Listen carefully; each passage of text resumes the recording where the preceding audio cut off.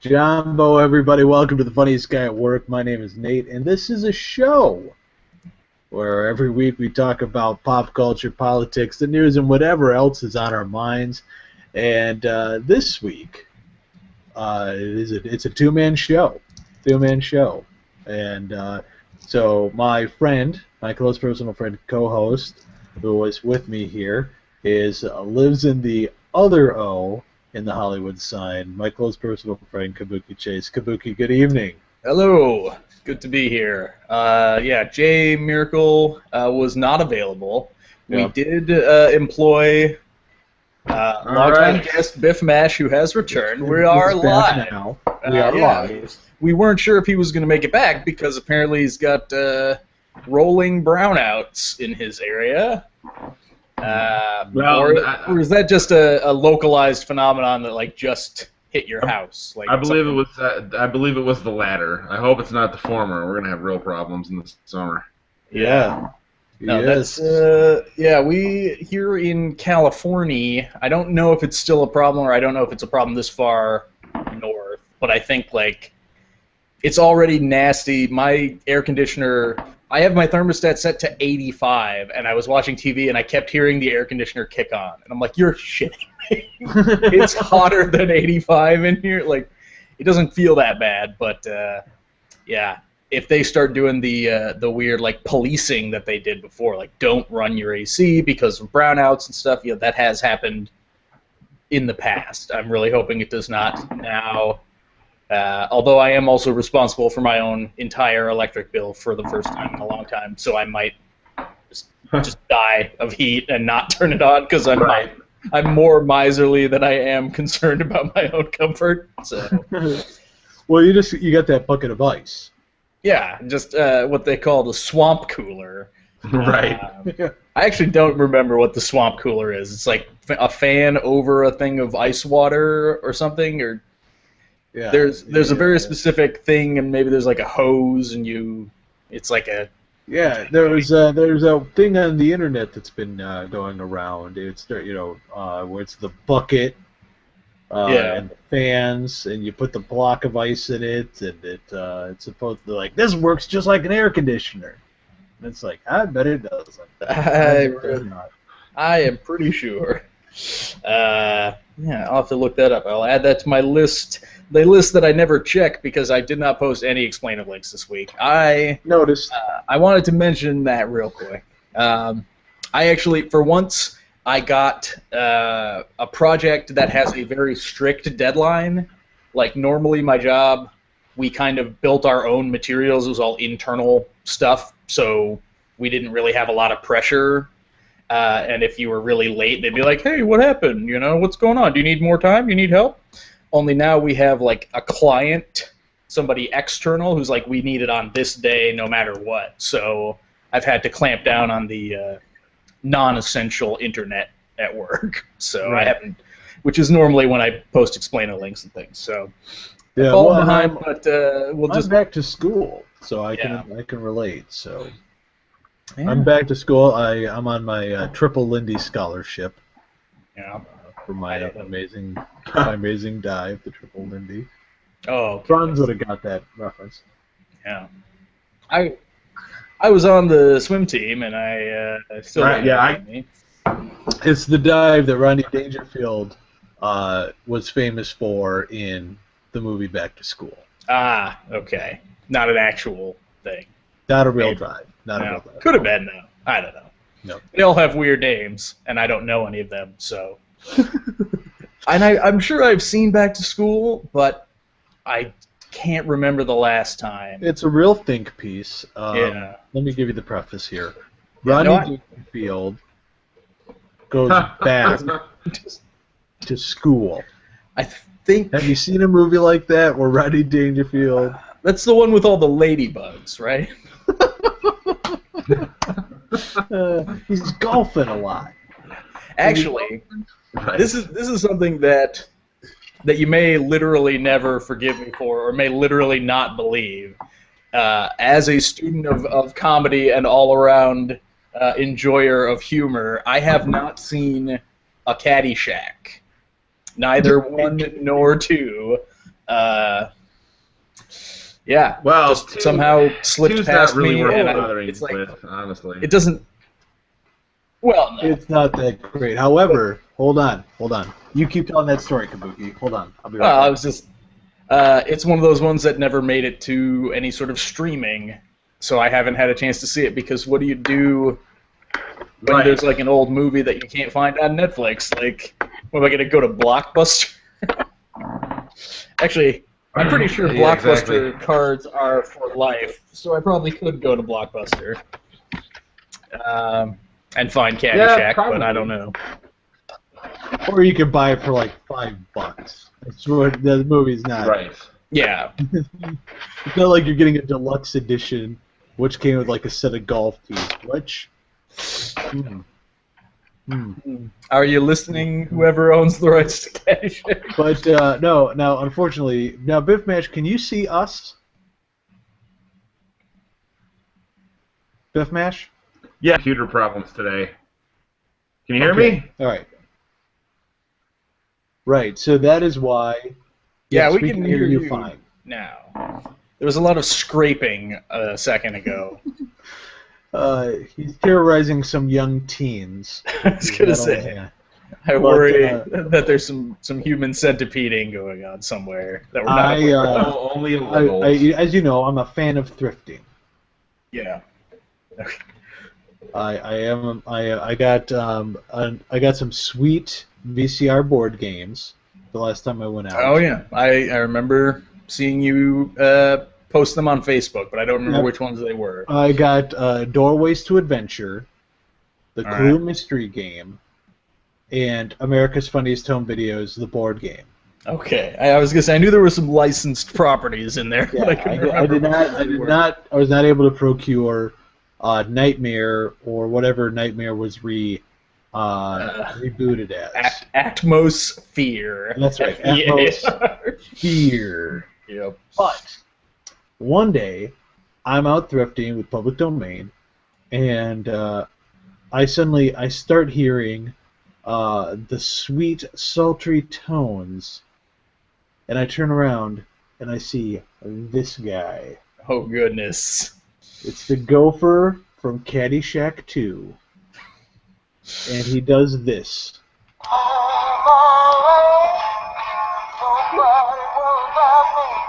Good Lord. $3. Money well spent. Yeah, because Miracle went on eBay after I posted somebody else because my video for it didn't work for whatever reason. Yeah. But YouTube had footage of Gopher here dancing, and I posted how I found him and everything. And Miracle looked it up. He's going for like $20 on eBay. Oh, not bad. Yeah. I was waiting for you to say like this is worth like $300. Oh man, it was crazy. That would be amazing. I don't know if I told that story on the show.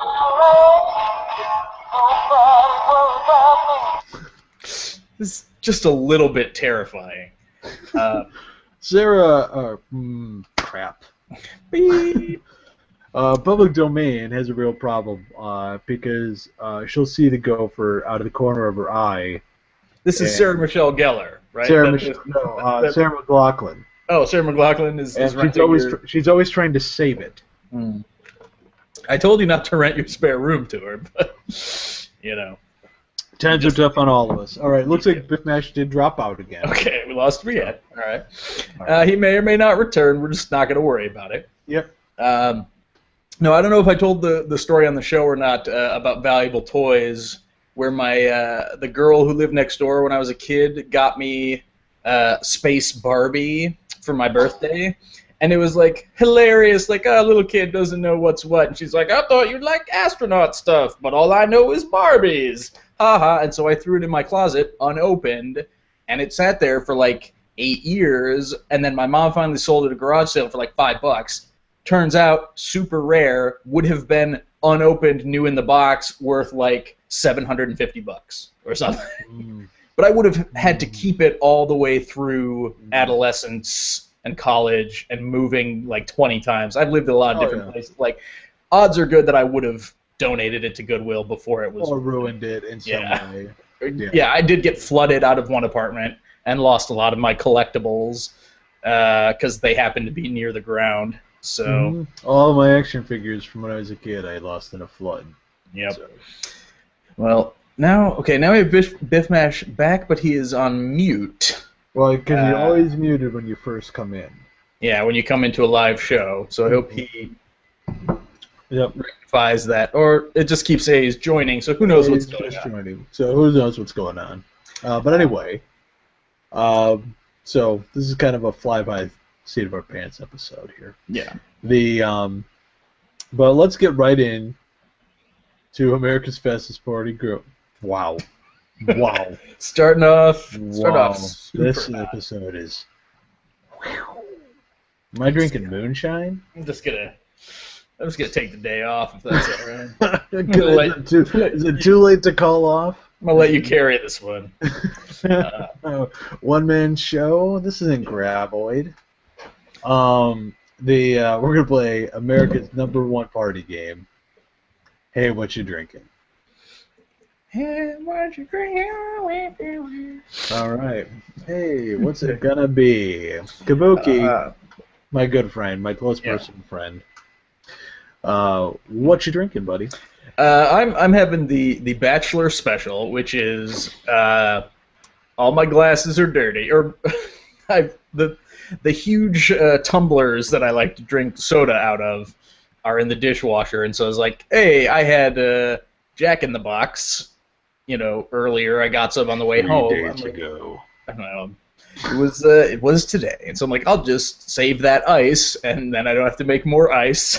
Pour some soda right into the cup, and good to go. So I'm drinking caffeine-free Diet Pepsi out of a fast food sippy cup. All right, yeah, now fast food sippy cup. Yep, with the straw on the lid and everything. I was considering having a grown-up drink, but decided that there wasn't really that much of a point, because it is still a school night. No, as they say. No, but you don't normally drink the. I'm not opposed to it. I'm just like, I'm usually not a huge fan, and when I was living with my ex-girlfriend, she didn't like hard liquor.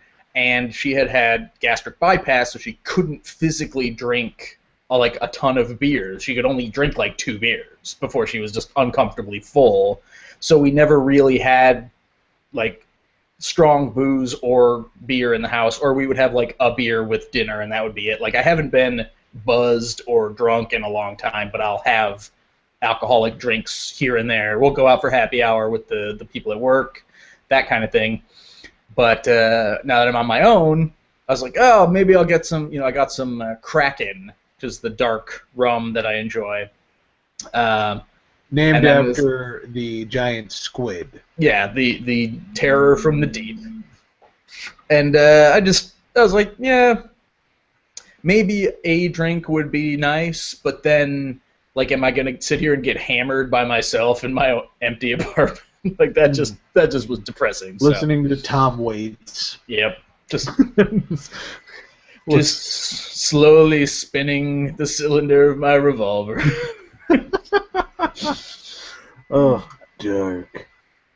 No, it's mainly it's too hot. I can't imagine anything less comfortable than being really hot and muggy and drunk. And also having it still be light outside. Well, that's a big deal. Yeah. Because where we're from, if you waited till dark in the summertime to be drunk, you have to be drunk at midnight. Yeah, you'd be starting the party at 10:30. Yeah. Which it's it's almost sundown. Yeah. That wouldn't have been after anything 11. I'm sure I've gotten, I used to get a page at 9:30 at night and be like, hey, you want to come over? We're going to start drinking. When I was, a younger person, that would not have sounded so weird. But now I'm 10:30? I better be in my PJs already. No, I do go out. I go out later because my friends have kids. So it's like, all right, our kids are in bed.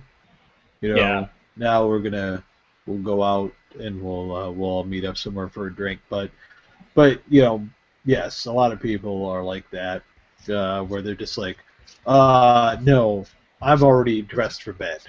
Yeah, I didn't ask to be lame, but for whatever reason, society decided that 9 to 5 was a thing.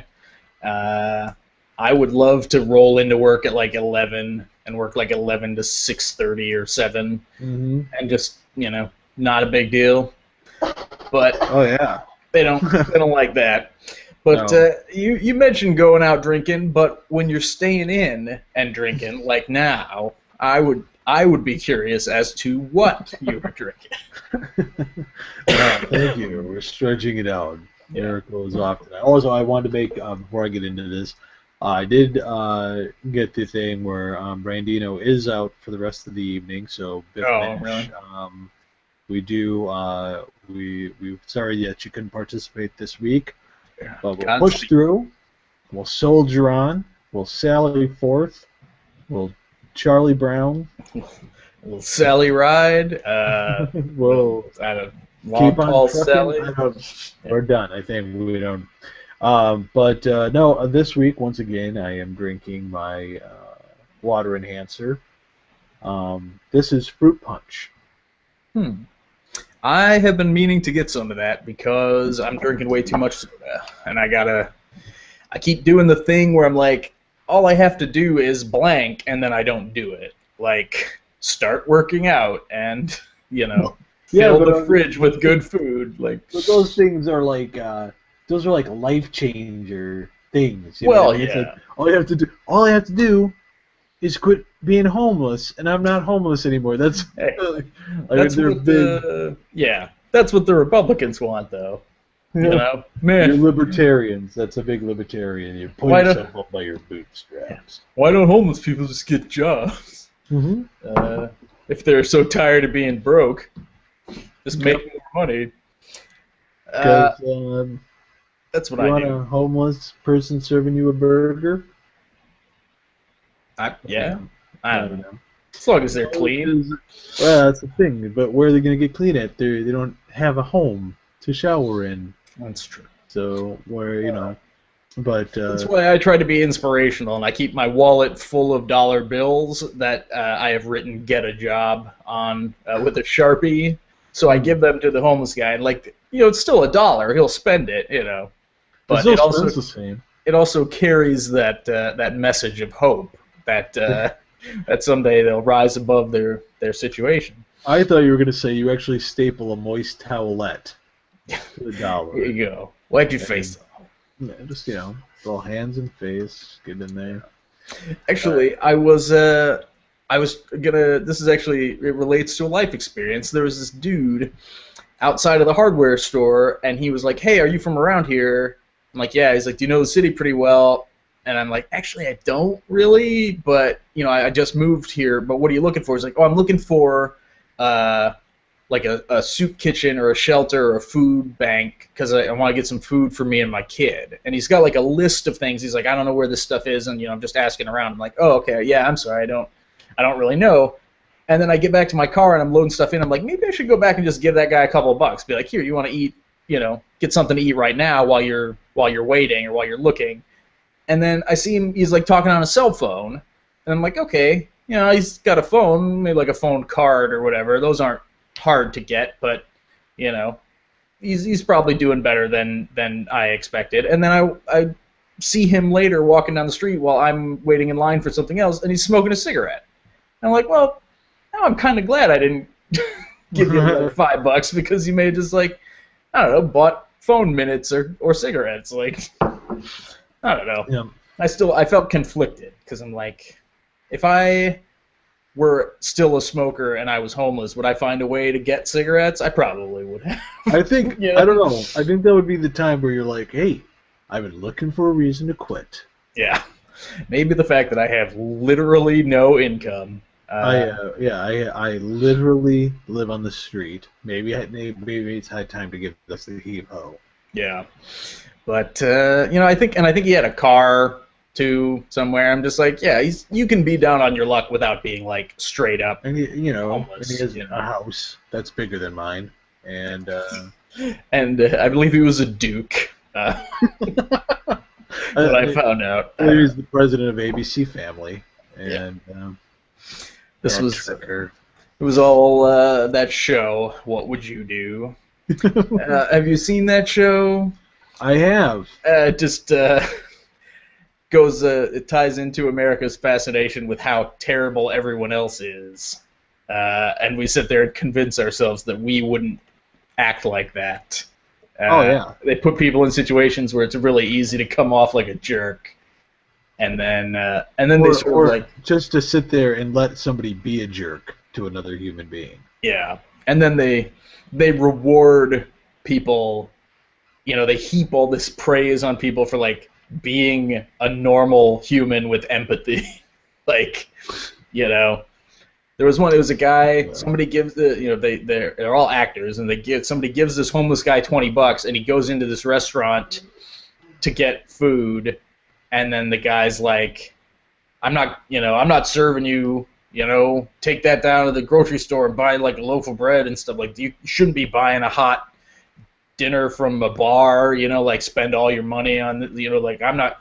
And then somebody's like, hey, he's got money, just give him food. And they're like, oh, why did you do that? What did you, The guys come out and they're like, what were you feeling when you saw this? It's like, I just said, like, if you got money, you should be able to buy whatever you want. Like, it shouldn't matter that you're homeless. I don't like, even the people are like, why are you in my face telling me how great I am? Like, I know. And there was it was. I saw one where they had a guy who was mentally handicapped, was a bag boy, so he's going slower, and the guy in line is the plant. Well, they're all plants, the mentally challenged guy wasn't even really mentally challenged, but the plant is like, yeah, I guess I'm in the retard line. Hey,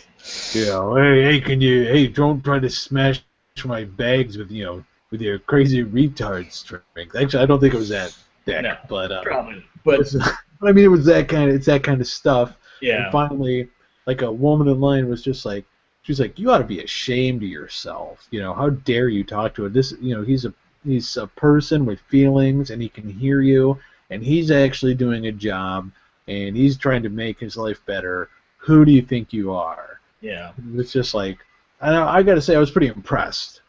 Yeah, most people don't take it that far. Most people don't like. Although there was a guy.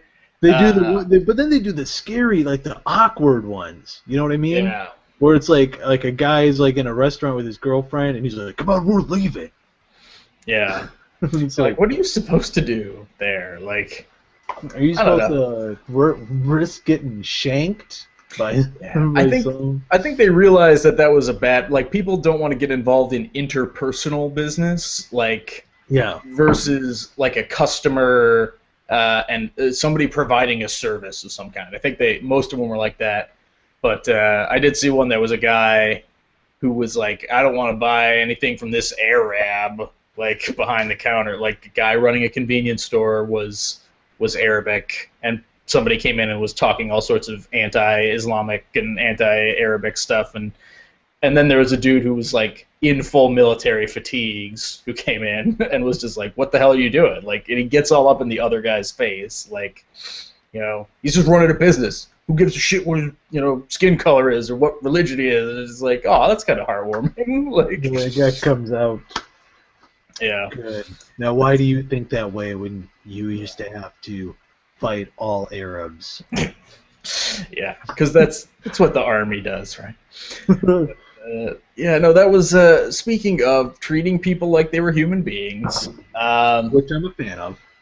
That was something that came up today. I posted this on my personal Facebook, but I'll also post it on the FGW page just because I'm bringing it up now. There was someone on a forum I posted on. They found this article by a guy he had written called Cutoff Culture, which is about the idea of somebody breaking up with you and completely severing all contact and being like, you know, hey, I don't want to talk to you anymore. This relationship's over. We're done.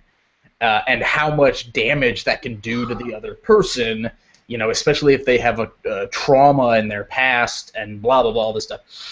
And it starts off kind of like, okay, yeah, it sucks that this thing happened to you, and it reminded you of being abandoned when you were a kid, and that sucks. And, okay, your friends are tired of hearing about it, that sucks too. But then it goes into this creepy downward spiral of, like, for one, he admits that he was in a relationship for 4 months and then has been obsessing about the breakup for 2.5 years. Mm-hmm. Mm. And he's just like, you know, I would see her, and she was obviously mad at me, and I didn't know what had gotten into her head, and you know, what sort of past wrong must have been she was being reminded of that turned her against me in such a way, and all I wanted to do was help her and get her back to that loving person that I knew she was inside, but she'd been corrupted by something, you know, like, just this terrifying, like, sociopathic, you know, stalker behavior. Yeah, I was going to say that's like beautifully stalker. Well, and he keeps mentioning it. He's like, he's citing all these books and stuff, and he's like, man, you know, when people break up like this, you know, so and so says that an increase in online stalking,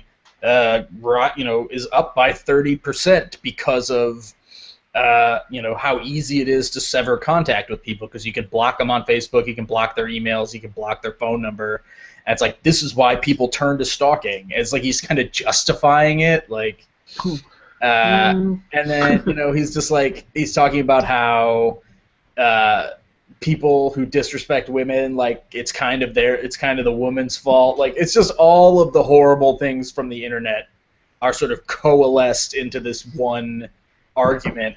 And the problem is that it's not like drooling, screaming comments section like bigotry or the kind of stuff you see on the internet where it's like, maybe they're trolling or maybe they're just an idiot. Like, this is a it's not well reasoned, but it's like, he cites sources, he's read books, right. He's obviously a functioning member of society, he has other friends, and it's like, but he still thinks this way, that this woman was like his property that he somehow lost control of, and he spent 2 years trying to get that control back and turn her back into who she was. Like, if only she would let him, you know, like, just.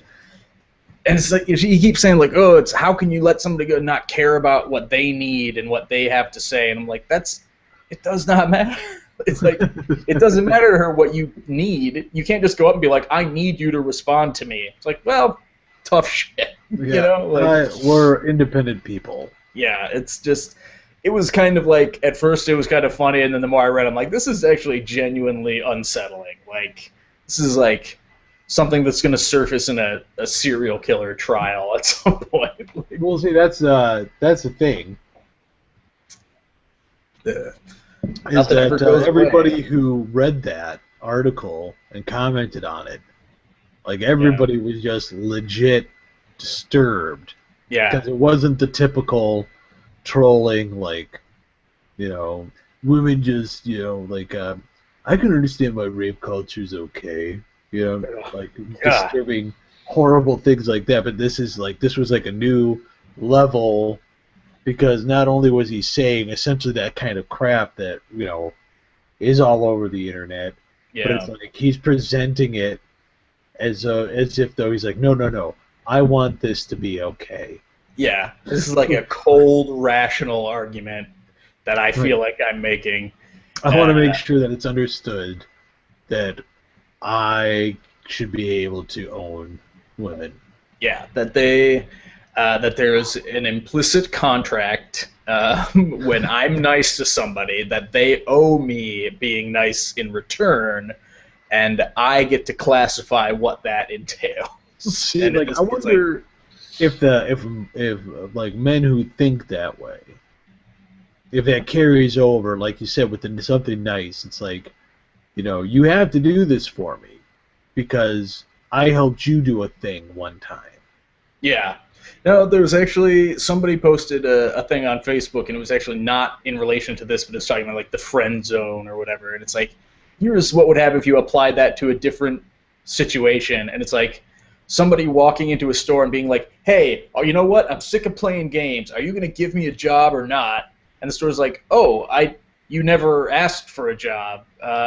Is there a reason why we should give you a job? Like, I've been coming into this store all the time, and I'm always buying stuff, and I'm telling my friends about it, and, you know, I love this store so much, and you never even considered giving me a job. They're like, oh, well, you never asked, and, you know, we're not hiring. Like, oh, right, you're not hiring. You know, I see you hiring these people, these temps. They come in and then they go, and you don't care about them. And meanwhile, you've got somebody here who would kill to work for you, and you're not even paying attention to me. And they're just like, okay, you need to leave. They're like, oh, yeah. Goes on from there. And I'm like, yeah, that is the mentality. They're like, I've been courting you secretly from afar and being nice to you and being your friend and giving you things and stuff. So now I'm mad that you haven't given me back what I want, which is a devoted relationship, you know. Like, well, a weird devoted relationship, because obviously you're not being open. Yeah, built on that's what I like. Built on a sense of mutual obligation, where each person feels like they owe the other one something. That's a great way to start. That's like what I love about because there's so many like generally gifted people out there who draw comics and what have you, and I've read many about because you know a lot of female illustrators will tackle the friend zone mythos. Yeah. And I really enjoy how, because what I like about this is literally someone is drawing you a picture to show how friend zone does not work. Yeah. It is not a real thing. Yeah. The comment of, do you need me to draw you a picture, has actually been done. They have drawn it. Yeah. Because it's one where it's like, where the guy is like, oh, you're put me in the friend zone. And inevitably, I've read like 3 or 4 of these now, and inevitably they always pull out the one where the guy's like, what about that night you got super drunk and I made sure you got home safely? And they're like, yeah, thanks for not letting me get raped? Yeah, or doing it yourself? Is that what you're implying? Like one of those two things, or yeah, I could have taken advantage of that situation, but I didn't. Well, good for being a human being, I guess. You're right. We should get married. Yeah. Well, and then it's just, I actually haven't gone really deep into the, like the Reddit or its equivalents, like the men's rights forums where people really like all they do, they identify as a men's rights activist. Like, I'm going to crusade for this the same way that a hardcore, the idea, whether they actually existed or not, but the idea of the hardcore bra-burning feminist back in the day going to rallies and all of this stuff, I'm going to do that, but for men. Like, that terrifies me, that there are these people out there who are just like, men are being oppressed by vaginas, and like, it's just, we need to take back our power as straight white men. And I'm like, yeah. That's why I started this podcast. Yeah, it's I feel like finally a safe haven on the internet for straight, self-identified male, middle-class human beings. It's just, the rest of the internet was getting too crowded with opinions and feelings. Yeah. Oh, it was unbelievable. Some people were like, equal pay, equal rights. I was like, Nope, not in my America. But no, it's just like, out of all the terrible things, and I mentioned this before the show, I was like, okay, bronies, like that's kind of a hobby or an interest that's in some cases taken too far by some people. It's to a point where it gets kind of weird to outsiders. Even then, like, they can do whatever they want, Oh, yeah. The same thing with anything that people might find kind of out of the ordinary or ooky, furry culture and things like that. Doesn't matter, whatever gets you off as long as you're not hurting anybody. But this is like a legitimate view of the world where they wake up and they think, this is really happening. My rights as a white straight male are being eroded by, horrible women who just want to control everything with sex, and they're all sluts and bitches, and like they really think that, and they take that out into the world, and that's like terrifying to me. Yeah, that's what's so horrible about it. It's like, again, we've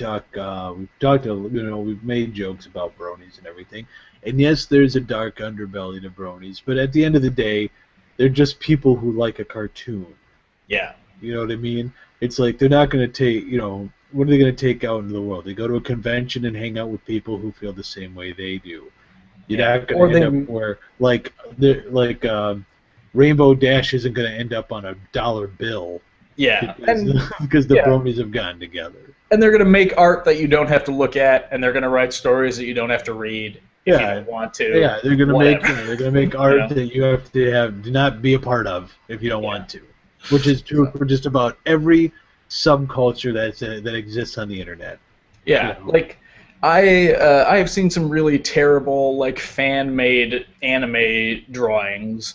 Not even like gross, just like crayon scribbles. Just not good. They're just done by a toddler, and they're like, "Look at this!" And then deviant art or whatever. And then there's a community of people who are like, "That's awesome, keep going." And I'm like, "Okay, they're being encouraged to keep drawing and hone their craft and learn how to be a better artist, and like who cares if it's crap Dragon Ball Z crayon drawings, like it literally doesn't matter. It's fine. They're not hurting anybody, whatever."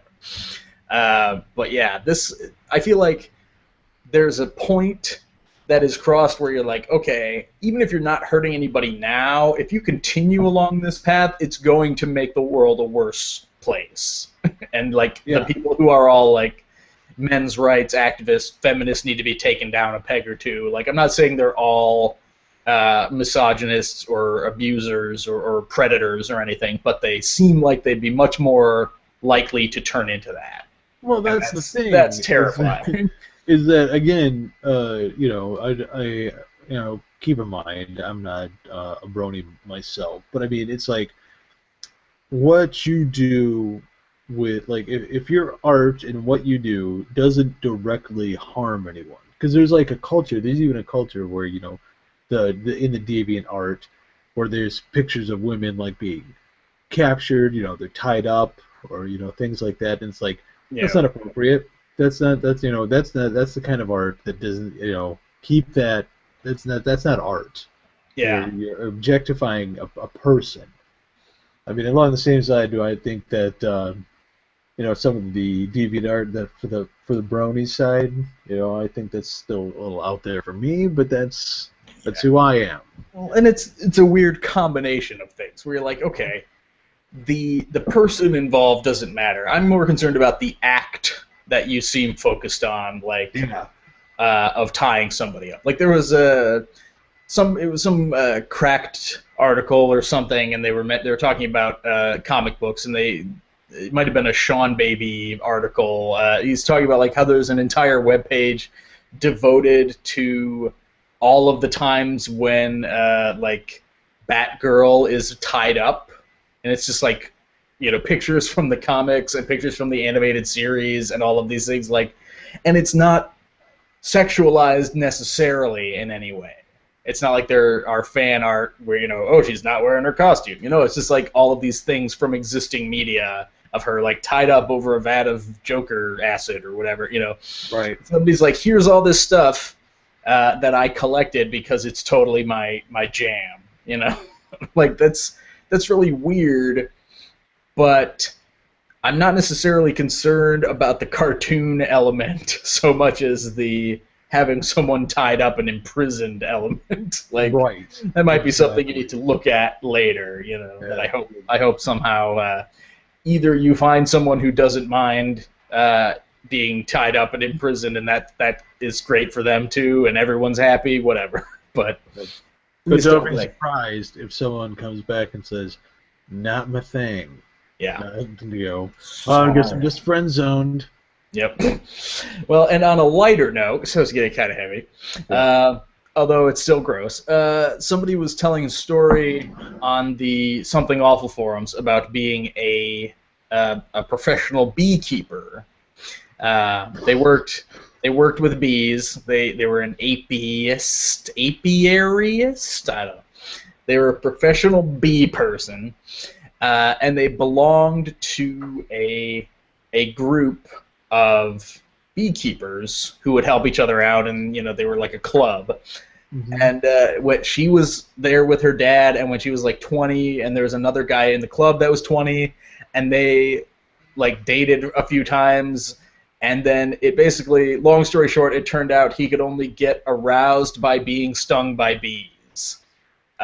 So he thought that, he like brought her out to the hive, like the backyard, and like you could hear the bees buzzing in the orchard or whatever. And he's like, "Isn't it romantic?" She's like, "I guess. I mean, sunset over the orchard, it's nice. I don't, bees, I guess, whatever."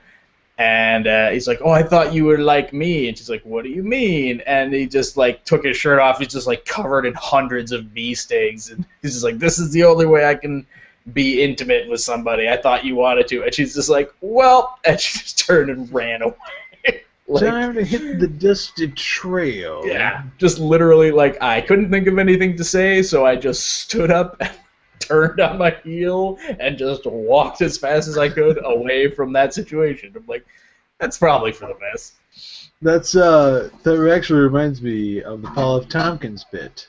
Yeah, that's what I was saying. I was like, there it is, because he made it sound like no one would want to have that fetish where they just want to have sex with a bee. But this guy, that's as close as you can get. He's more like, I want bees to sting my junk. Like, yeah. No thanks.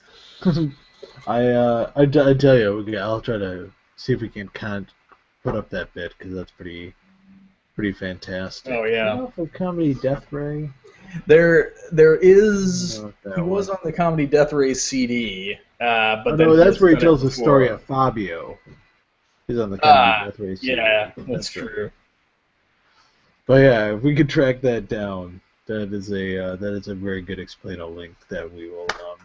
I actually have another Paul F. Tompkins from the list before, where I was talking about him doing the radio show where he talks about the gathering of the Juggalos, which is just super great. I'm telling you. But actually, I just saw, like, here's the thing. When it comes to ICP, I remember them looking like they did when they were young. Yeah. Because they're about my age, maybe a little bit older. Like 25-ish, yeah. yeah, 20, that's right. 25, 26. 20, 22, 23, I don't know. But, no, but I mean, I saw a picture of them recently, and they're looking pretty old. Yeah. They're looking, but I mean, they're still doing the makeup and everything, but it's like, I looked at them, I was like, who are these old? Who are these old clowns? Who are these old juggalos? Midlife crisis juggalo? Like, then I just pictured like this normal suburban family, and the husband just turned like 45. Yep. And he comes downstairs, and he's just like, "Hey, I'm a juggalo." Like he just realized it about himself. He just realized about himself, He's just got on like plaid shorts, socks and sandals, and the polo shirt, but full on juggalo makeup, bald head, Yep. And it made me laugh. No, that's I would say that's funny, except I met someone who was a juggalo in her 50s, I believe, and it was a friend of mine's aunt, and this was in Warren, Michigan, home of. No one is surprised by that information. In a mobile home. No one is surprised by that information. Apparently, and maybe this is just something everybody says when they're in Warren, but they're like, she was like, the trailer park across the street, that's Eminem's trailer park, Something that everybody says. Yeah, maybe everyone is like, this is home of Eminem. They're giving tours or whatever. That tickles me. Just the like star on the driveway to his handprints. I live in Eminem's old trailer. Yeah. Never mind that thing should technically be condemned. Yeah. By this point. But no, she was a juggalo, and it was like she had found.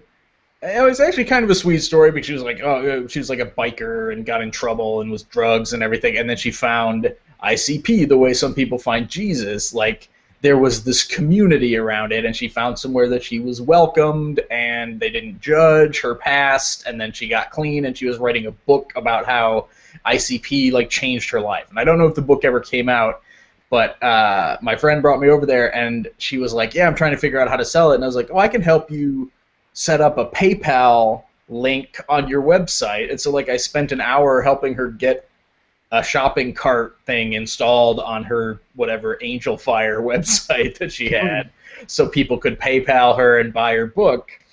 And she's in like one of the videos, one of the Juggalo expose, not promotional videos basically about ICP makes their own videos about how ICP is awesome. Like somebody would have to. Yeah.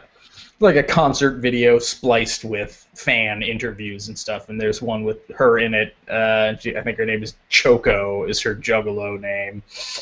But yeah, she's just an old lady. It's really weird. But wild. That's wild. Well, yeah, that was a time in my life when I had adventures.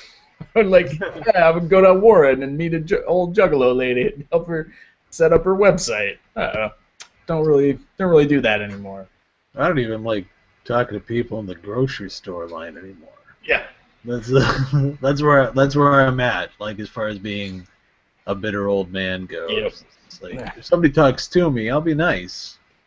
Yeah, you haven't gotten to the point where like you're at Walmart or whatever, and they're ringing you up, and they're like, "So, how's your weekend going? Or any plans?" And you're just like, "Ugh." Yeah, I'm like, can we stop? All right, listen. Amy with 2 E's, listen. I'm not a mystery shopper, okay? Just ring up my 12 items, 9 of which are cans of chunky soup, and just let me go. Let me move on, please. I don't want to sign up for a Target red card. I want no cards. I'm not interested in your whatever your buzz product is today. Yeah. I just want to get home and go on the internet and talk about things that I read in the news and or videos that I remember from my youth. Yep. It's sort of basically where I'm at. Every time I feel bad because I think I have. It's not as bad as some people I know. My ex-girlfriend specifically is a self-admitted what they call resting bitch face, where if you're not thinking about anything in particular or paying attention to how your face is set, you just look like you're angry about something. And so I worry that like when people come by my cubicle and they're like, hey, I need something, and I have to take out my headphones and then I look at them, I think they're like, sometimes they kind of like, oh, sorry, I didn't. I'm like, what? No, everything's fine.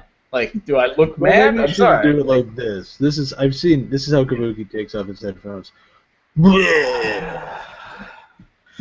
Every time. One at a time, I pull out the earbuds, and then I look at them and I roll my eyes when I make the jerk off motion.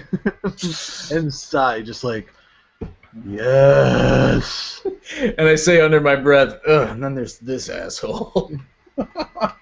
So somewhere along the lines, people have misconstrued that. Yeah, they feel like maybe I don't want to talk to them. But now that was actually a great thing. There was a game on Facebook. People were like, hey, if an author was writing a book about the people in your life and they got to you, how would they describe you, when it came time to introduce your character? Somebody just said, quote, and then there's this asshole. I was like, that's great. That's perfect. I love it. This woman, because it's like, oh, this person had raven black hair, and it was obvious she came from a troubled past with something to hide. And then there's this asshole. Everybody likes to think of themselves as the hero of their own story, but some other people are telling it like it is. Speaking of writing, I'm taking a film class, my humanities credit, while I'm back in shul, as we call it nowhere. And the class we discussed, we watched some classic film clips, To Kill a Mockingbird, Tombstone, Field of Dreams, and then we watched a film, and it was called Throw Mama from the Train. Oh wow! The Nice. whole film in its entirety. I'm trying to remember what the overarching cinematic significance of Throw Mama from the Train would be. Well, the thing is, it's a huge Hitchcock send-up. Yeah. It's basically strangers on the train, but then where it takes the non-Hitchcockian twist is that everything goes wrong. Yeah. Instead of it being done and creepy, like, oh my god, It's a farce. it's more of a farce, yeah. Yeah. But what I really liked is in the movie, spoiler alert. Yeah. Billy Crystal's character is commissioned to throw Danny DeVito's mama from a train. Oh. Well, now I don't. No, you don't need to be 99 cents. Well, he's Billy Crystal is a writer who's trying to get his breakout novel. Yeah. And he's stuck on The Night Was Hot. The Night Was Hot. And Danny DeVito's character writes a story for the class that Billy Crystal teaches to make ends meet. And his mystery story was like 2 pages long. Yeah. And it starts off with The Night Was Hot. So then Billy Crystal's, oh my god, I can't use hot. We'll have to go with The Night Was Humid. And so at one point, Billy Crystal and Danny DeVito are talking about the night being hot, the night being humid, and Mama actually was like, the night was sultry. It was sultry. And then they both they just freeze dead because it was such a way better word. Yeah. So that was my own writing story. Oh, and the fact that I watched Throw Mama from the Train, not on purpose. Yeah, for credit. For credit, I was assigned a viewing of Throw Mama from the Train, and that's the kind of stuff I'm sure I'll be looking forward to in as the next 7 weeks of this class. Are you taking other classes at the same time, or are you kind of chipping away at it very gradually? No, I have an English class and 2 computer classes, Intro to CIS and Intro to Programming, which were both required. All of these are required, obviously, for my major. But these were literally, I had to scrape to get these classes together in such a fashion because summer classes, it's just a skeleton crew. Yeah, so I've had that. Do I want to be here, 5 days a week at 6 a.m. for 50 minutes a piece, or do I want to be here Monday 6 to 9:30 p.m. and get it all done in one shot? That was exactly. I took a sociology class like that, and it was pretty brutal, but it was also great to be I only have to go to this class 10 times. And each one's 3 hours or whatever, but still, and then I'm done, forever. But I also hate the idea. I've been a long-standing opponent of you need to take classes from all these other disciplines to make sure that you're a well-rounded undergrad. Like, yep. Who cares? You know, yes. Like, who I think cares? If you want to study computer science, I feel like you should take a big raft of computer science classes and then get like a certificate and be done with it. And then that's certificate is enough to prove to a job that you know what you're doing, and then they train you how to do it their way anyway, using that your skills as a foundation. Right. And so who cares? Like, I've literally never mentioned to anyone at my current job that I took a fencing class when I was in college, but I had to take it, you know? Right, yeah, the physical requirement, yeah. And, you know, I could have taken bowling at CMU. My alma mater had a PE class that consisted of bowling. It was ridiculous. And especially when I got... I thought I was done, and it turned out I needed more credits. They were literal general credits. Like, these could be anything. I could have taken bowling and something else, you know, trap shooting, like whatever. And it was garbage. It's just a ridiculous system that does not necessarily produce any more well-rounded individuals. No. Just people with crippling debt. So. Yeah, well, I mean, that's the same thing. It's like I went, you know, it was halfway through getting my associates in marketing from Phoenix, and then I started looking at the employability of somebody with an associate's degree from Phoenix, and walked away. Yeah, it's strange because I don't know. I mentioned this to somebody. I don't know if it was on the show or not, but I looked. I occasionally get LinkedIn requests from people that I used to work with, and I look at their profiles, and I realize now that a lot of the people who were higher up in organizations than me have Phoenix degrees. Like, they got their foot in the door just by knocking out their bachelor's from Phoenix and then rose through the ranks, you know. And all they needed was a degree to get their resume looked at. Like, if it didn't have bachelor's on it, they would have just thrown it away.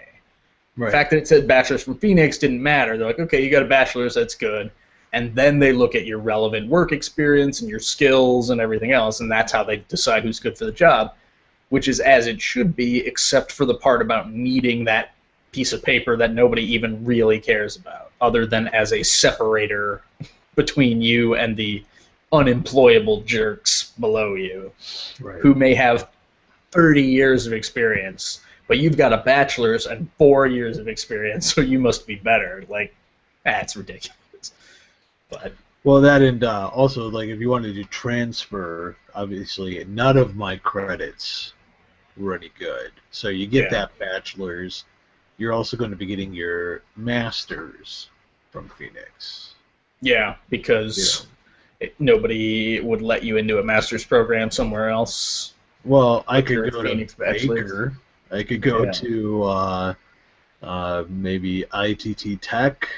Yeah. You know what I mean? It's like any for-profit college will. But the other thing is that the transfer rate could be like, oh, these are you're shy 9 credits. Yeah. And you need to get into the master's program, you got to take 9 credits.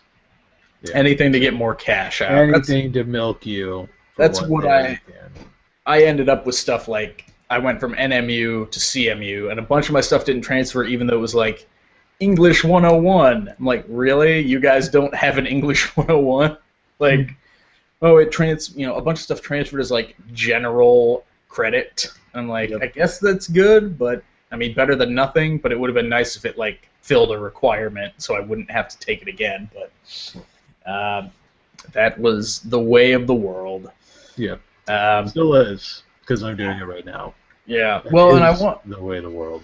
There was something else that you mentioned that I didn't want to get too far away from. You talk about doing a show, this show, in fact, where we talk about all kinds of things, including the news. And I remember you had mentioned that you had some news to talk about. I did, actually. I figured we could get to that. Yeah. And then probably be close to wrapping it up. Actually, I think so. I think if you assume that every host brings a half hour's worth of material, then we can get away with a hot 90 when Jay is here. But we'll keep it more close to like a hot 70 without. Right. Everybody loves a good 70. Yeah, and this sort of turned into the unofficial gripe episode. I know we had talked about... and it didn't even get that gripey, if anything. It was more just like... It was a little more serious in terms of just like, man, doesn't it suck that this happens? Yeah. It's not even a gripe like I'm super, super upset about it. Although, it's not a gripe like, why do hot dogs come in packages of 8? Yeah. Although... I like how I slip into... to the one guy from Breaking Bad, the head of security. Yeah, I haven't seen it. No spoilers. What? I tried watching it. This is on my list because I watched Falling Skies, which I couldn't watch before because my ex-girlfriend was afraid of being abducted by aliens. Wait, Falling Skies, is that one with the... It's the one about aliens. Town? What's that? That's a town under the dome. No, that's called Under the Dome. No. But it does fall out of the sky, so I could see how you might be confused. No, I mentioned Falling Skies earlier. It's like aliens invade, and it's got survivor story or whatever. So my girlfriend was freaked out by aliens, so I couldn't watch that. Same with zombies, so I'm way behind on The Walking Dead. And then Breaking Bad, we watched like the first maybe 4 episodes, and she was like, this is just too grim. Like, it's just too dark. It bums me out. It makes me uncomfortable to watch. Well, God, she got that after first 4 episodes. Well, yeah. And I'm like, I know it's a drama. You're not supposed to feel great about it. But she's like, I don't want to spend my limited TV watching time watching TV that makes me feel upset. Like, I'm like, I get it. But it's also it's not The Wire. It's not like that bad. Honestly, although she wouldn't watch The Wire. They said that at a certain point you start hating Walter White. Yeah, you realize that he's not the hero of his story anymore. Like, I don't know when that was supposed to have happened. Oh, you loved him right to the end? From right all the way through. Here's the thing though is I looked at it. I guess it was a little more objective, what I mean? Or it's like I came in knowing kind of what the story was about. I mean, the thing reads like a Shakespeare play. The whole thing. It's the tragedy and Yeah. So I mean, I didn't go in going like this thing is gonna be hilarious. Yeah. I think it's like not necessarily that you're supposed to hate him, but that you realize he's not a hero. Yeah, he's not a. You watch him fall from grace, or start off with good intentions and eventually just become, a drug kingpin. Like he's not. It's no longer about making money for his cancer treatments or whatever he started off doing. He's like, let's sell drugs. Hey, spoilers, he sells drugs. He among us who would not do the same thing. Yeah. But anyway, I thought I could get away with it. News. I had read that off the coast of which is now modern-day Haiti, a team of deep-sea divers may have found the Santa Maria. That's huge news. That is huge. And how do they, what makes them think it is the Santa Maria? Is it just a bunch of scientific stuff like, it's the right style of boat and the right age and the right location and all that? Yeah. The leader of the expedition looked at the photographs of the wreckage and compared with his knowledge of the shipcraft of the time. Yeah. And they said going off of the journals of that they had for the shipwright journals and his basic history, they're able to get an idea of where that ship would be. And but I mean, this gives me hope that in 544 years we're gonna find ourselves an airplane. Yeah. Just hold tight, everybody. Just a scant 500 years. Just a scant 5.5 centuries from now, you got plane. You got plane. There's like all that crazy stuff, like all the weird Pacific islands that have the ghost planes, like all the planes that were shot down in World War II, and they end up just like crashing into the jungle, and so you walk around and there's just like planes in the trees and stuff with skeletons in them. I don't know, like just everywhere. Just skeleton planes everywhere, and skeleton planes, Amelia Earhart's planes. Yeah, somewhere out there, But I was mentioning this after or before the show, and I'm like, they only had the most rough guess as to where the ship may be. This airplane, like, they have everything, like, they were on course up until this point when they veered strongly in this direction, and then we lost contact. And so I'm like, the search area is a lot narrower than, the whole ocean, basically. Right. But it's still, that's why it's nuts to me that it's like, this plane just vanished, and there's no sign of it. My thing, and I think I've even touched on this on the show, is that I know I've mentioned it on my own Facebook, which I bring the hilarity on 5 days a week. Because one day I'm here, and one day I rest for me. Yeah. Take a little time for Naders. But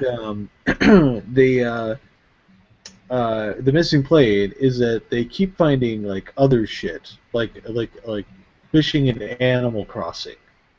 Because it's like they're like, hey, we think we found the plane, here it is, and then it's like they'll report back and it's like, nope, it turns out it was a boot. Yeah. I mean, all this garbage and other wreckage and huge metal thing. It's like, oh, it's a booster rocket from like a Russian space shuttle that detached or something. Like, yep. It's like, maybe it's time to clean up these oceans after all. Let's get some dredging going on. It's like somebody's mom, It's like, wait, Mom, where's this missing plane? Have you looked in your ocean? Maybe if you cleaned it once in a while. If your ocean was... wait, I even got the glasses here for it. Yeah.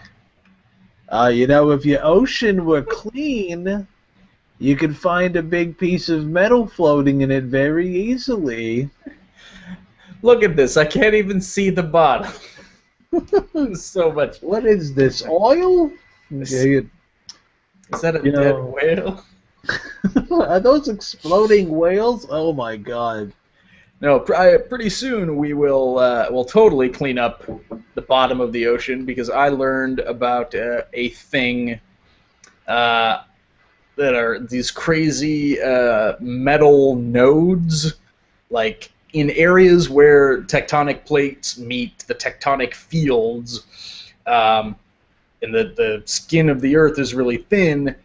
All of this magma bubbles up into these, like weird blobs, because as soon as they hit the ocean, they super cool. So they're like these minefields of weird like zits on the bottom of the Earth that are like anywhere from the size of a softball to like a big yoga exercise ball, but they're made of like gold and silver and cobalt and copper and a bunch of other like nickel and iron, and like we could totally mine these things really easily with like underwater drones or something. But there's a big obviously there's a big contention over like it all happens in international water, so who gets to do it? We all have to agree to say like, okay, as soon as we develop the technology, we have to decide how we divvy this stuff up. But I'm betting while they're down there, they're going to find all kinds of crazy shit.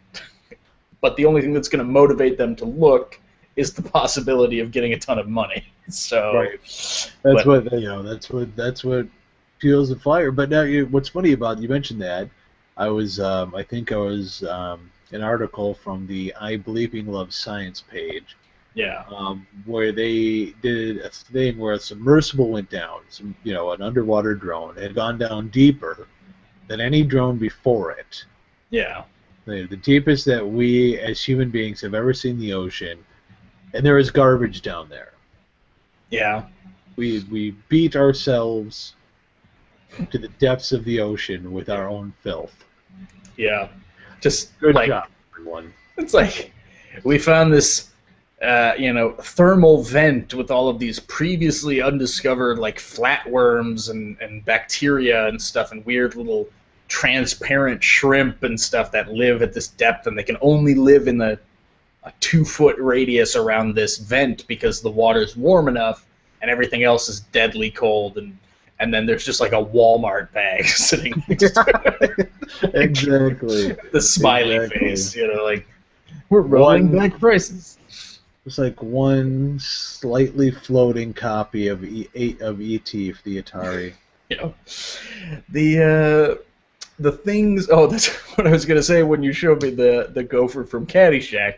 So I'm like, you watch like a Discovery Channel documentary and they find, like archaeology stuff. They find like the pottery and everything, and it's like, oh, here's this urn that has this like, depiction of of Hercules fighting the Nemean lion, and you can see all this stuff going on. It's like it's really obvious what's happening here. Like, what are people in the future or aliens who visit this planet going to be like? Well, we found this robotic gopher that twists its head back and forth and plays what must have been an indigenous song.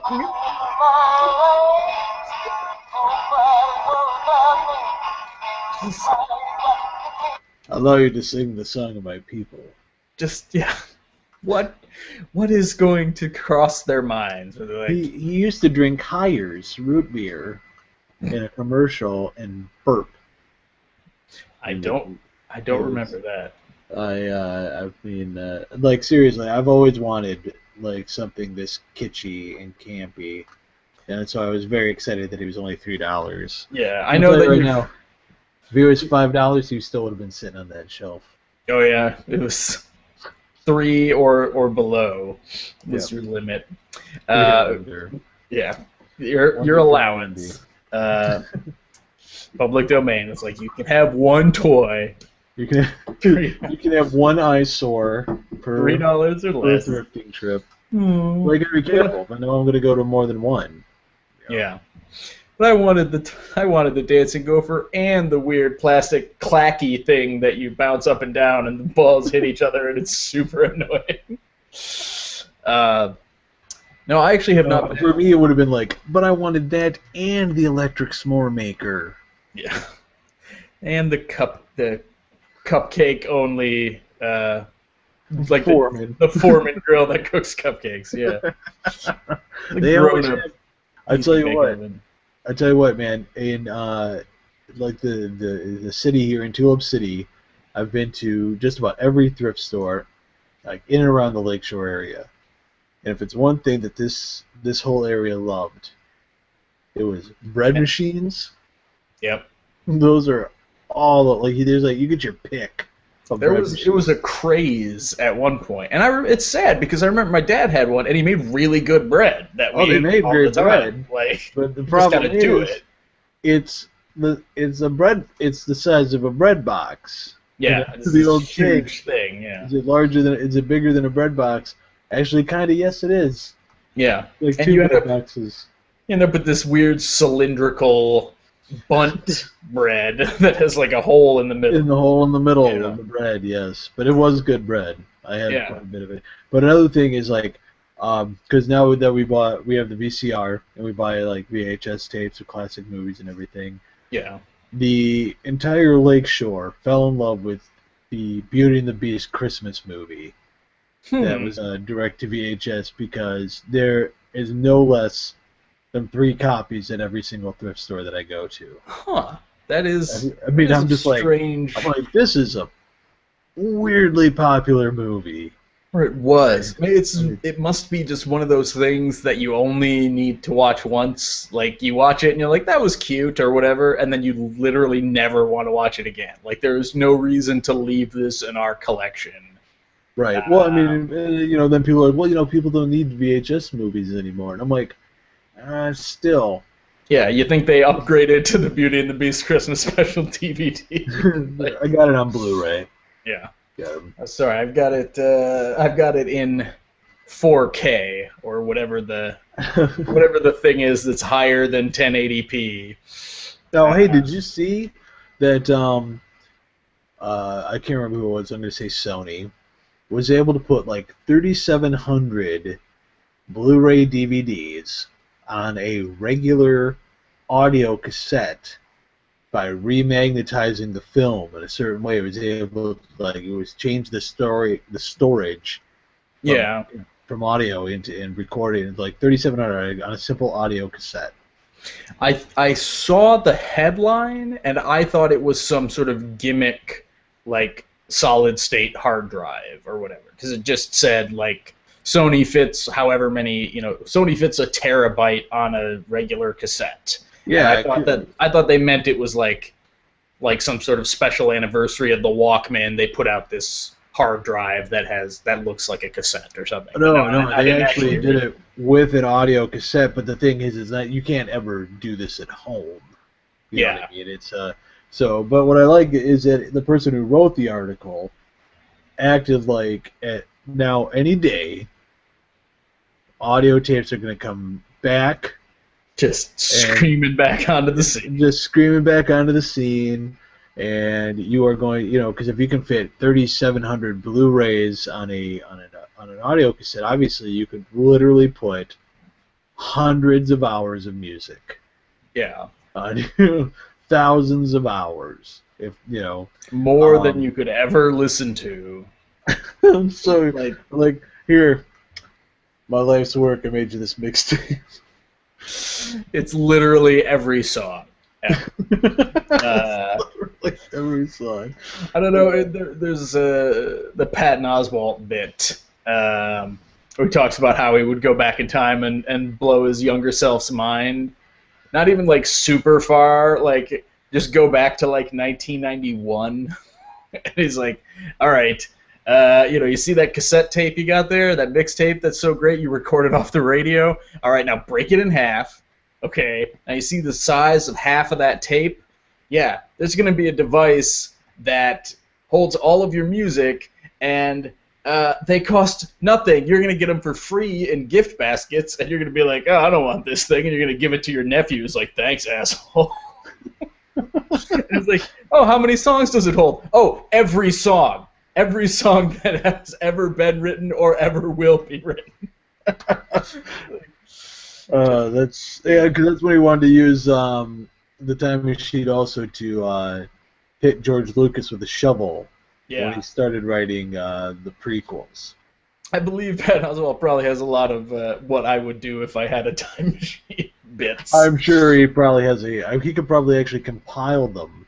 Yep. And make one great album.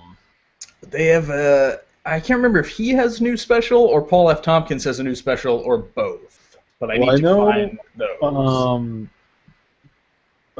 Patton Oswalt just had a new special out. Yeah, I think that was the one. I think he was on a podcast, and I heard about it, and I'm like, ooh, I need to find that, and then I forgot about it. And Gaffigan has a new special. Yeah. Obsessed. I watched quite a few clips from that.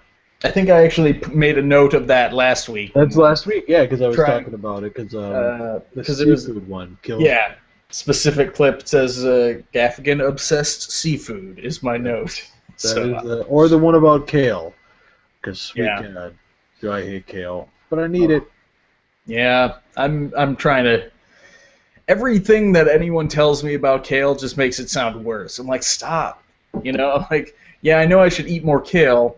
So what I do is I take kale and like baby spinach and I mix it in with a salad that I'm already eating with like chicken and stuff, and it's not that bad because you can't, it's all mixed greens. It doesn't really matter that much. And then people are like, oh, you know what you should do? You lay it out flat, and then you roast it in the oven for an hour, and then you brush it with olive oil, and you put some cracked sea salt on there, and you get kale chips. And like, that's just awful. Like, that sounds terrible. It is the worst thing to ever happen to humanity. Yeah. Because then you're just eating kale. Like, it is horrendous. I would rather do like a weird juice diet thing. Your lips, and it just it melts, but not, and rehydrates at the same time. Weirdly greasy and everything. Nothing good comes from kale chips ever. Eat it like a regular green. Don't try to make it into something it's not. I would say either that, or if you're going whole hog and making like a crazy juice blend that you're just gonna power chug anyway, like. Oh no, you can't replace it. You can't. Yeah. You can't. You have to do a 50-50 mix. Yeah, because it'll taint whatever. It'll taste whatever you put it in. Yeah. Like one time, public domain. Like, I drink a smoothie in the morning, and I put spinach and kale in my smoothies. Yeah. And we were out of spinach, and she hands me this smoothie, and it just tastes like if it were like a fresh summer rain had just completed, and he went out to a tree and just grabbed a bunch of leaves and shoved them in them. Just organic, wet, wet, gross leaves. That's what it tasted like. And I'm like, what's in here? And she's like, oh, fruit and kale. And I'm like, not enough fruit. Too much. Yeah, I'm thinking that if I did the smoothie thing, I would get like the industrial juicer and just make a glass with like, this is everything you need for the day that you should be eating, and then I would just like blitz my way through it. Like, all right, I've got this tall, frothy mug of like whatever, strawberry, banana, spinach, kale, carrot, And that's what I do. Just chug it, and you're like on the way out the door, like, all right, I'm good. Oh yeah, I throw in a little protein powder. I throw in some cinnamon. I throw in kale and spinach and like fruit, like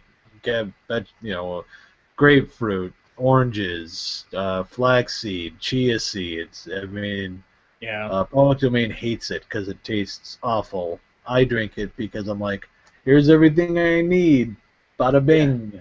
No scurvy for me today. Stay away, even if I only eat steak and cobbler for the rest of the day. Ooh, man, steak and cobbler. No, I'm trying to figure out, like, one of my friends, actually an ex-girlfriend, is doing this thing called Ideal Protein, and it's like Jenny Craig or whatever. It's all regimented, Mm-hmm. It's expensive. You have to buy their stuff. Of course. But she has lost weight on it, and then part of me is kind of tempted by that, where it's like you get a delivery of, every week a box shows up, and here's these meals that will sit in your fridge or freezer for a week, and you eat them at a certain time, and they don't go bad, and then when they're gone, you get another box, and you just don't have to think about food anymore. Like, well, yeah. I mean, I think in your situation, being a single dude, that would be great. I mean, apparently it's not very good. It's not great food, and you can't snack or you can't deviate from the plan at all. If somebody has a pizza party, you can't be like, you're the guy showing up with your thing, and you're like, can I microwave this? Eat my kale. But like, I've got a bunch of leafy greens and stuff. This morning, I was like, something funky in this fridge, and I threw away like an unopened thing of mushrooms that I bought, planning to put in salads, and then like an unopened bag of asparagus that I had bought that had mold on it. And I'm just like, I hate throwing away food, but I never want to cook when I get home. And so I'm like, maybe I should just buy a bunch of like Weight Watchers meals or something. I did that keep too. It in the fridge. I did that too. It's such a waste of money compared to buying ingredients. But until they come up with like meat and vegetables that you can just keep in your fridge forever. I think you're referring to jerky. Yeah. jerky and canned veggies, no matter. Real quick, I want to wrap the show up. Yeah. I have to pee. So right. you could do the shill. Yeah. We'll pee, and then I'll come back and we'll close out the show. All right, that sounds good. Because Yeah. I did not get to it before. Yeah. The shill that Nate mentioned is talking about the various ways you can get in touch with us, as well as the various ways you can support the show. We do have a Zazzle store at zazzle.com/FGW store, where you can see some of our merchandise. We have Hey What You Drinking mugs. We have Starting Off Hot. Everything from mouse pads to aprons and all of that. So it's just some fun stuff. We have it priced really as close to the bone as possible. We're not necessarily doing it to make profit. It's just a matter of promoting awareness. And to that end, we do appreciate it when you like the show, and especially when you share the show on Facebook. If you post it to your timeline, that's how we attract new listeners. We get more people coming in, and then also when it comes to Facebook, just keep your eye on that page. That's where we do post our Explaino links, as well as additional content and updates. For example, Miracle couldn't make it tonight. We were almost considering not having a show, but we got Biff Mash, even though it didn't work out. That would have been the place. If something had come up and we had to delay the show or cancel it, we would post it on the Facebook page. So definitely keep your eye on that. Yeah. And Nate's back just in time. I am. Thank you for searching that out. Yeah. Well, how long it takes me to pee. You're no piss man. I don't know if you knew Piss Man. I never remember who knows who, because it was such a weird mishmash of people in the UP. But this guy I worked with at the movie theater invited me to a party once at his house, and they knew a guy whose name was Mike something, but everyone called him Piss Man. And I asked why. They said it's because I can piss faster than anybody in the world. And there was a time he was like, "Hey, hold on, I gotta piss," and he goes into the bathroom, and it's like the door shuts and the door opens, and he's like, "All right," like it was like a quick change gag, where you do a camera cut and somebody walks out in a different outfit. He seriously was in there for like 10 seconds, and he'd been drinking beer all night. And is it just like a bucket that just overturned into the toilet, all of the liquid in my body at once just ejects in some way. And all I remember aside from that is that on his birthday they called it Pissmas, and they said Merry Pissmas. That is fantastic. It's a very Ishpaman kind of nickname, just Piss Man, and he was fine with it. Yeah. What else do you need? And hey. Be good at something. Yeah. And everybody knows who you're talking about if you happen to know him. There's no hey, you seen Slim? I know a couple guys you might call Slim. Nobody else is gonna be called Piss Man. Well, that's what I was just gonna say though too. Is my sister lives in Ishpeming, and she's never mentioned a Piss Man. So I wonder if he decided he'd move away. Well, he's one of two paths. I mean, I don't think everyone knows. It's could have happened where he's just yeah, my name's Mike, and that's everybody calls me Mike. Or did he embrace it, and then he moved to we're going to say Oshkosh. Let's be honest, he moved to Wisconsin. Yeah. And he's just hey, my name's Mike, but my friends call me Piss Man. We already got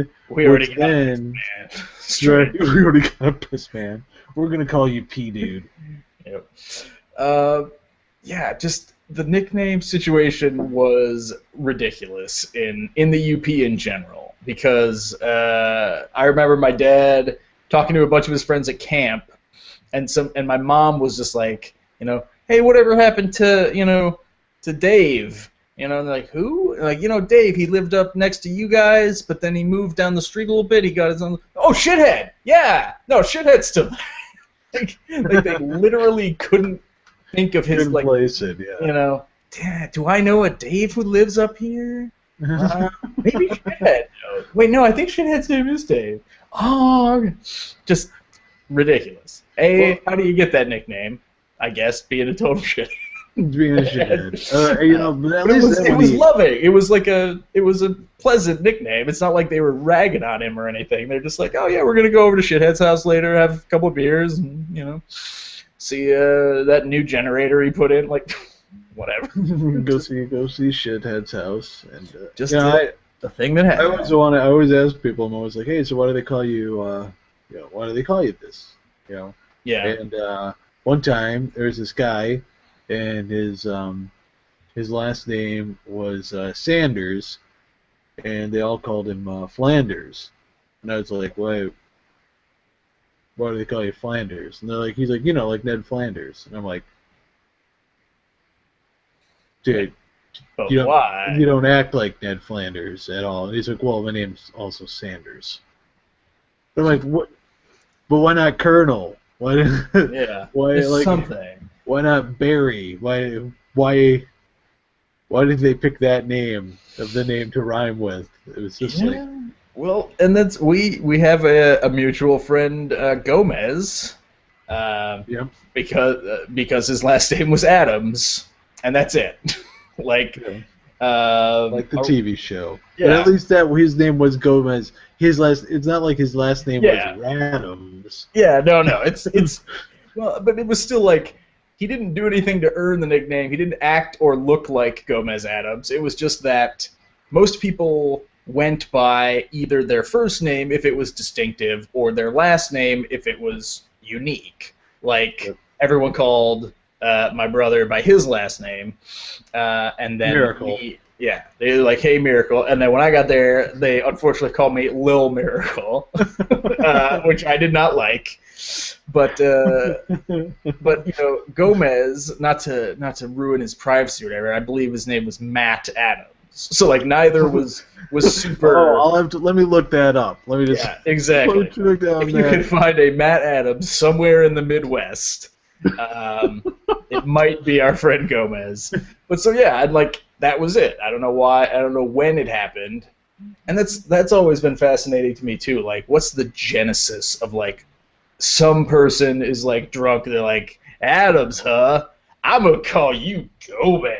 This dude's Gomez, and then it like sticks. And it sticks forever. I don't know how it happens. I mean, sometimes it's like if it's a pun or a play on your name, I can see it just sort of evolving spontaneously. But the Mez is definitely a unique case. Well, yeah, and see that's the thing though, is that he started out as Gomez, and then when he came up to Marquette. And won everyone over. Won everyone over, and then we actually decided not to call him Gomez, and started calling him the Mez. Yeah. This was before the Miz, by the way. Yeah. This was, we started calling the Mez like the Rock. Yeah. So we started calling him the Mez, and but what was funny is that Mez and I actually worked together at a place that he started before me. And so people would be like, he'd be like, so are you working? Are you working this Thursday? And I was like, no, the Mez and I already traded. We traded shifts. I'll be here on Tuesday. And they'll be like, so what? Yeah. Oh, I'm sorry. You're 2 steps behind on the nickname game. Well, I mean, he's a grown-ass man with graduated from college and working a job, and his old drinking name. It's just, I gotta trade shifts with Skeeter. What? Oh, Doug. Sorry. Yeah, Doug. I'm sorry. That's how you know him. Preferred nomenclature. Yeah, that's his slave name. He doesn't go by that anymore. But yeah, the whole small town college was like a breeding ground for nicknames. I felt bad I never got one because people always were like, well, your name's Chase. It's not that common. If I say, hey, Chase is coming over, they're probably gonna know that it's you. I think there's like one other Chase on campus somewhere, and he's not part of our social circle. so you don't need a nickname. And I'm like, yeah, but doesn't mean I don't want a cool nickname. Kill you to come up with one. Yeah, and then it's when things took a turn for the worse. No, that's we had a friend. That's where I got the nickname of Penis Hole. Well, because a friend, I don't know if he watches the show, but a friend named Pilot, that is his last name. His little brother, Pilot, always referred to him as Little Poopers. Lil apostrophe poopers. Of course. Lil Poopers. And I'm like, why? And he's like, because look at him, he's this little pooper. And that's like all he would ever say about it. But he also never called him anything else. And the kid was just like resigned to it. He would just sigh every time, like, you know, it's like, hey, little poopers. What? You know, that's even rough, if it was dude. like, you want to come with us? You know, we're gonna go bowling. And it's like, yeah, okay. You call me little poopers the whole time, like. So yeah, be careful what you wish for. I had to assign myself a nickname. Yeah. That's because when I started doing stand-up, at the time my name was longer and harder to pronounce than it is now. So I went by Shaft as my stage name. I used Nate Shaft all the time, and then people started calling me Shaft. You know, Shafy came out of that. Shaftster. Shaftman. Which you may still occasionally hear. I know old habits die hard. Oh yeah. So I think Jay Miracle may have even called you Shaster on the show at one point, he does, which may have confused people. Yeah, like. Oh yeah, people from like the bar scene from back in the day, and it's like if they see me out, they'll just be like, "Shaft, what's up?"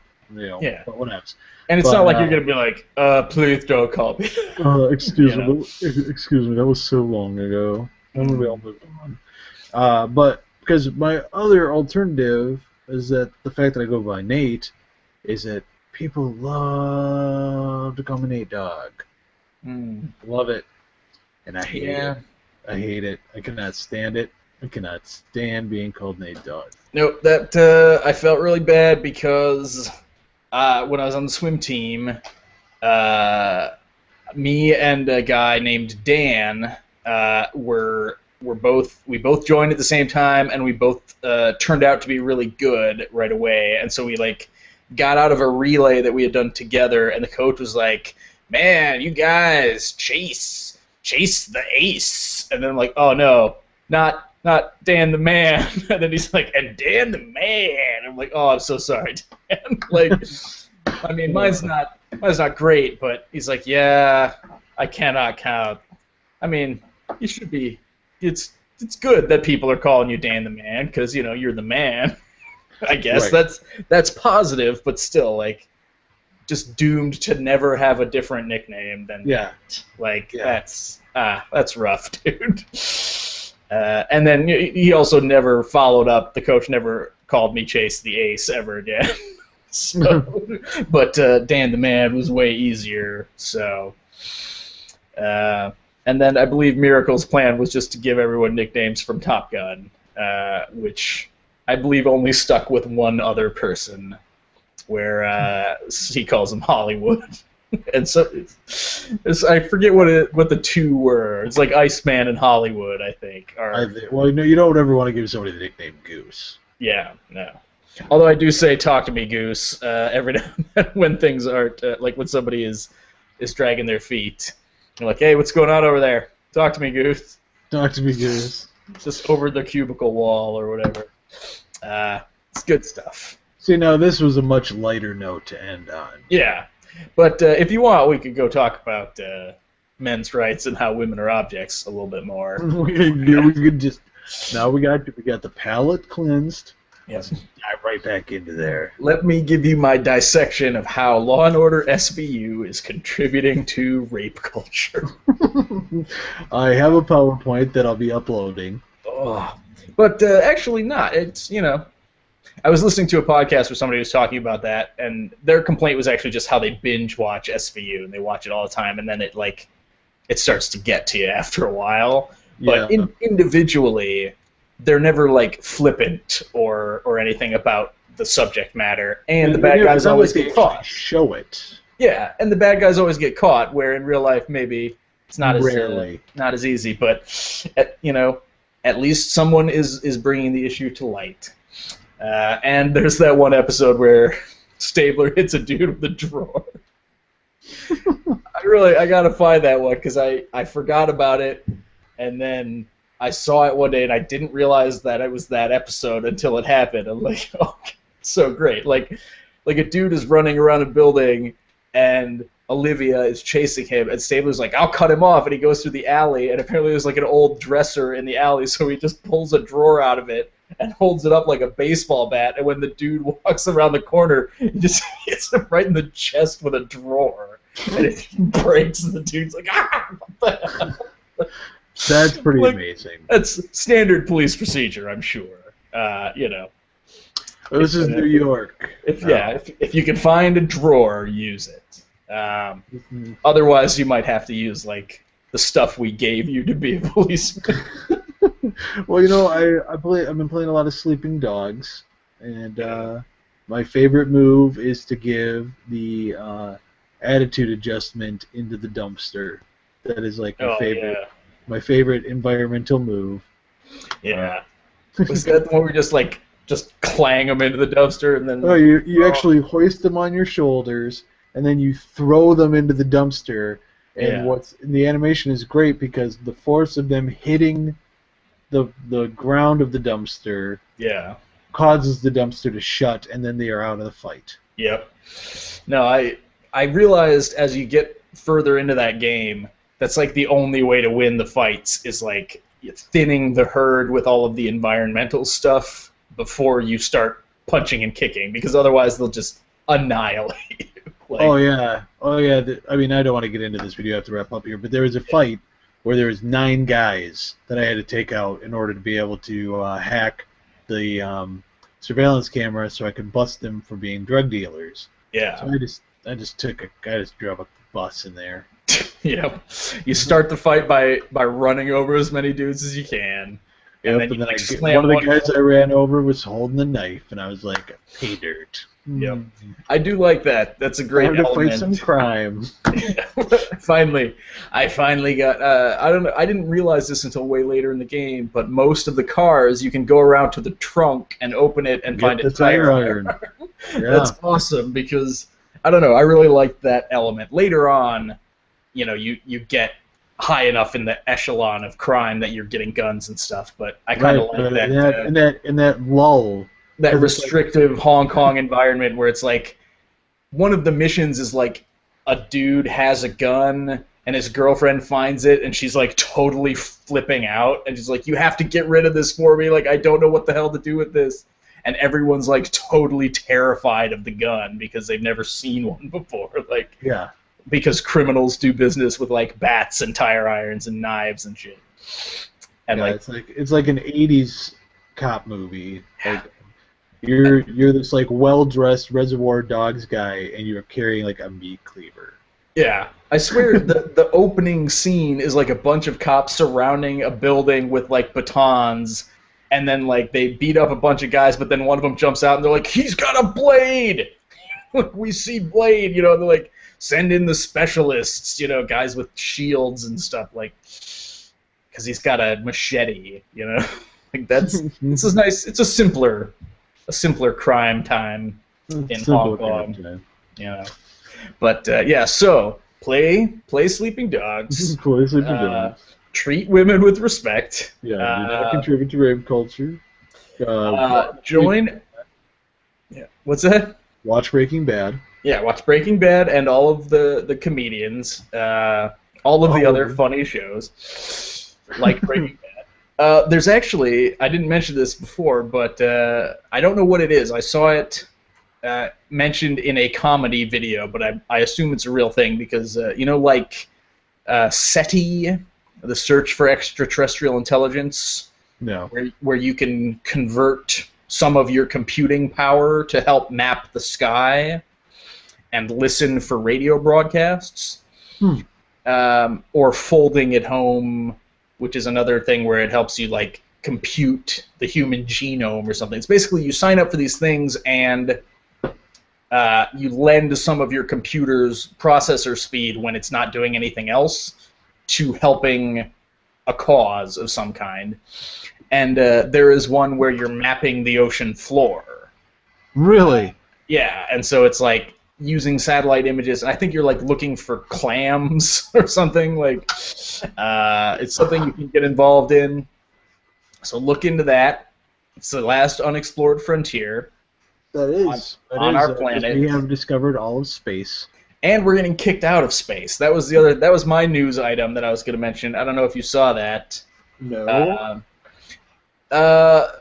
Basically, we defunded NASA to the point where it was ridiculous, and we can't do anything anymore.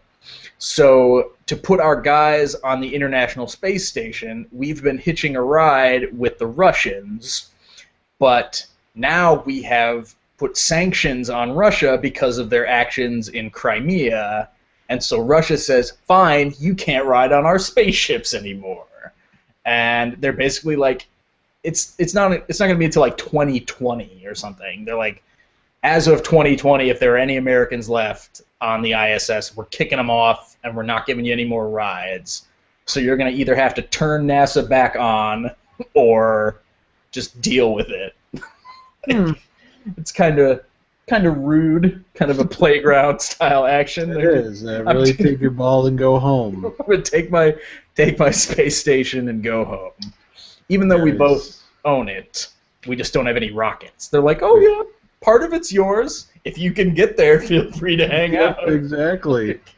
My tape half has the door on it. Mine has the crazy vacuum toilets, so you're not gonna have a lot of fun on your side. Better call Richard Branson. I know, a Red Bull. Build you a spaceship. I'm sure they would love to contribute to that stuff. Yeah, take a weather balloon up as high as you can go and just jump the rest of the way. You get those energy drink guys start sponsoring the space station. Yeah. Just logo plastered all over the outside. Like, right. Who's looking at it? No.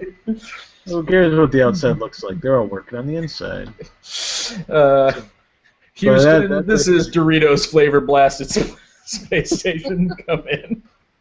We're having a problem with our Cool Ranch levels. Cool Ranch levels are a little... It looks like we have a spectacular situation here. We've got a faulty O-ring, and by that I mean a faulty A&W onion ring. Corporate sponsorship. It's totally Funyuns up here, man. Yep. That's horrible. Yeah. We'll get back to space eventually. But for everyone here on Earth, thanks for sticking with us. Sorry for the truncated episode. I'm sure if Miracle was here, he would have been surly because he just got back from a long road trip, and that's the last thing you want to do is have to do anything, even if it's a fun thing. You're like, if somebody was like, dude, you have to finish that game of Halo that you left on pause or whatever, you'd be like, oh, I have to do a thing. Yeah. When you're driving, you're like, you have to stay awake, you have to pay attention, you have to go the speed limit. Like, you just want to do whatever the fuck I just want to splay on the couch and just have no one ask me to do anything. Oh, yeah. So I totally get it. I don't even like to order pizza when I come back. I'm just like, can I just push a button and have it come to me? I'm working on it because a lot of places have online ordering now. And I'm trying to set up like a macro or something. Like, if I push Control-Alt-P, it runs a script that opens up the page and orders me a pizza and uses the usual, and it puts in my credit card. That's I'm about that far on my favorite pizza place where I have my favorites are saved. Yeah. So I can just click on family dinner night, and then all my credit card information. It's about 4 clicks. Yeah. And let's see if we can get that down to 1. I can get that. I'm willing to go up to 2 clicks. I'm gonna say like you get one of those like hobbyist circuit boards or whatever, and you learn how to program. You build it into like a big Staples "that was easy" button. So you've got like this big red button that you just slap, and you know that in an hour a pizza's going to show up. Someone has done this. I can almost guarantee. Oh, I'm sure it's done on a very MacGyver-esque level, but the way people mod their crap. I found one that was a cat door that used RFID tags on the cat's collar, so the cat door would only open for one cat, and so they put food in that room, and then the cat that was on a diet didn't have the magic collar that let him in, so he couldn't get in there to eat. Like, it's ingenious. That'd also be nice to keep out of the raccoons. Yeah, those they make. I think they make pre-made ones now that you can just buy for your pets, but at great expense. This guy made it all with like Arduino boards and actuators and shit. It looked like this crazy Frankenstein bank vault that like latches would slide out, all this stuff. But so do that. And then order pizza, tell us how it goes. But yeah, for now, I believe we could wrap it up. I'll stop finding new tangents. I will save them all for next week. Right. Well, I had a lot of fun, and so on behalf of Kabuki and myself, we will see you next week. Have a good night.